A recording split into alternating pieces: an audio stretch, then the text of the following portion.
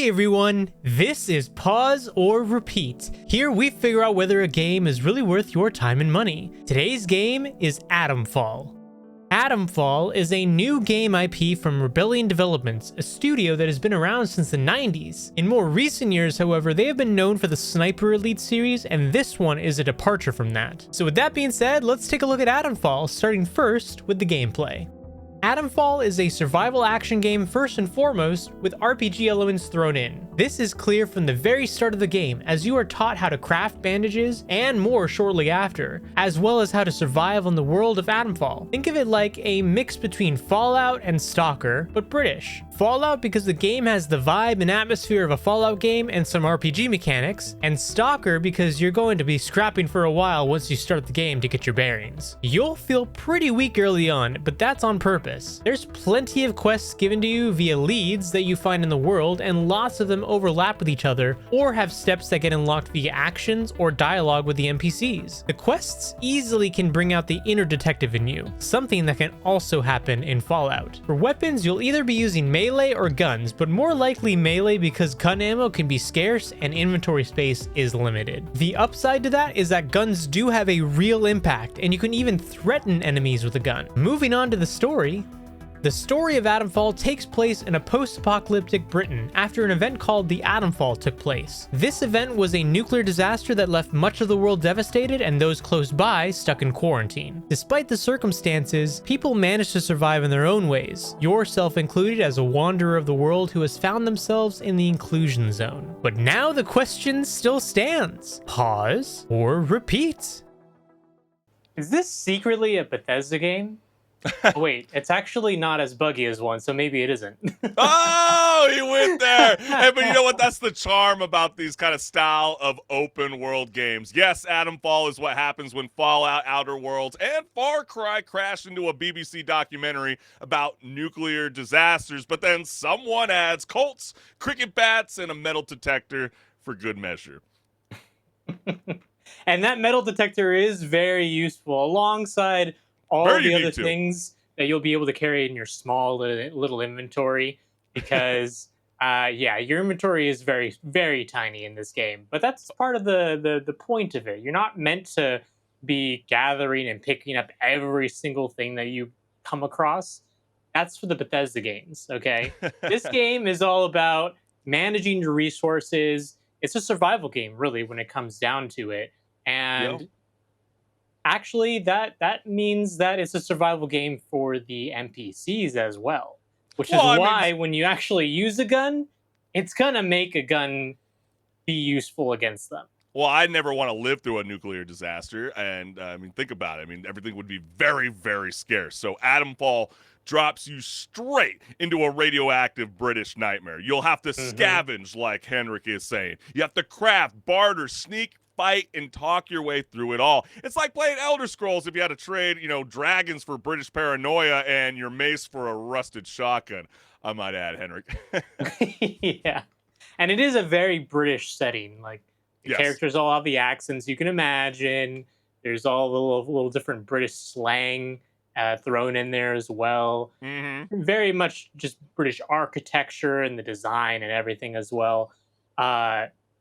The gameplay really does revolve, I would say, mostly around the interactions between you, the player character, and the NPCs. Yeah, there's the gameplay, obviously, of going out and, killing some dudes, maybe sneaking around a little bit, typical stuff, right? But the meat and potatoes, you could say, of this game is really finding the leads or talking to people to get leads on quest lines, and then exploring a bit to get the next step, because it doesn't necessarily hold your hand in where to go next. You kind of got to figure that on your own, and that's the charm of it. It's one of those games you can't expect to just breeze through. You got to put in the effort. Definitely not going to be holding your hand along for this journey. Yes, Atomfall throws you into a bleak but oddly beautiful countryside full of weirdos, rogue government agents, sketchy mysticism, and I'm totally not a cult, but you're going to have to figure out whether I'm a cult or not kind of vibe to it. I think what makes Atomfall really stand out, like we were both kind of suggesting in the beginning, the metal detector, right? You could sweep out, bombed out cottages looking for treasure like a post-apocalyptic antique hunter. And with resources being the one-size-fits-all currency for practically everything, whether you're whipping up bandages, nail bombs, or that pistol that you really shouldn't trust, crafting is your best friend in this game. And that's no different than the mechanics in The Last of Us, I would say, but without having to worry about finding a workbench. You can literally do it right in the pause zombies menu. in the same way. You don't have zombies like in The Last of Us. Very you have true. Weird stuff going on, just not the Last of Us variant of stuff. We'll say. True, and since we are talking about the combat, I would say it is like Far Cry's rougher cousin. You do got that melee swings, the janky guns, and the occasional enemy who forgets that cover exists and runs straight into your shotgun like it's a conga line. I do love that kind of style of gameplay. It's a little bit refreshing. Don't have to take itself completely serious. And then you do, if you are that kind of type of person that likes to keep it stealthy, there's archery, right? You can retrieve your arrows like you're a proud Skyrim graduate who finally paid off their sneak skill. So if you graduated there, you're going to do very well in Atomfall. Yes. And what did you think about the storyline, Chris? Was it a standout feature to you, or did it feel like it was a sideline sort of feature? I think, those kind of style of games I think are very, very fun. I love a game that brings a fictional, historical approach to games. Like what comes to mind is like Assassin's Creed. You think of like Ghost of Tsushima. It makes you learn about something that you maybe had no idea about. Like I never knew about this whole 1957 debacle, with the whole nuclear disaster that happened in northern England. And so as you're playing this game, you tend to, as you start to shut off your console, want to read more about what brought this game to life. And I think that's what the most exciting part about these kind of style of games. But I don't want to reveal too much, because I think, like you were referencing though, Henrik, like your choices matter. And you're going to definitely want to go and revisit some of those old save points to be able to figure out whether I should have spared that ally or not. Yeah, or killed the dude who seemed a little sketchy and maybe a little off-putting, but you decided, nah, you know what, I'll let you go this time. Maybe the outcome would have been better if you didn't let him go. Yeah, and I think, to be fair with this game, there are janky moments in Atomfall. I really still love this game, but like you do have enemies running headfirst into your bullets. There are times where they're grouping up for like an easy grenade practice, but hey, that's just a part of the genre's charm in a sense. Whether that's a good thing or a bad thing, I think that's up to you, the gamer, to have to decide. But like, even I had a Fortnite flashback moment, Henrik, when like I had to even like I lured like an enemy to the edge of a cliff and I sent them flying with the bat like they just got evicted from the porta potty. I'm sure you've seen those videos like numerous times where a whole squad's following you and you're like, yeah. It's just funny. Or you get or what's those games where they're like climbing up a ladder? And you get like 3 of them in a row, and it's like they're kind of stupid. Or like we've seen with AC Shadows, where people are like crawling around on the ground, and the enemy can't really see, and you're like, okay, I thought this was supposed to be a stealthy I think assassin you would game. be very seen if this was reality. Right, exactly. But I think a lot of that stuff is really cool.